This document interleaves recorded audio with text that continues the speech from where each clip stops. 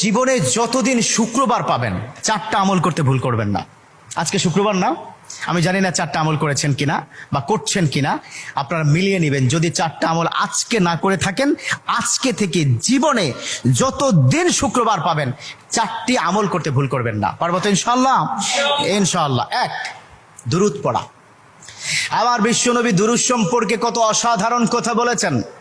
একজন সাহাবা এসে বললেন, ইলা রাসূলুল্লাহ সাল্লাল্লাহু আলাইহি ওয়াসাল্লাম, ও নবী, আমি যদি আপনার প্রতি দিনের 1/3 ধরে দুরূদ শরীফ পড়ি আমি কি নিয়ামত পাবো? বিশ্বনবী বললেন, তুমি যদি দিনের 1/3 ধরে আমার প্রতি দুরূদ শরীফ পড়ো তোমার জন্য বিশাল উপকার হবে, আরো বাড়িয়ে পড়লে তোমার জন্য আরো ভালো হবে।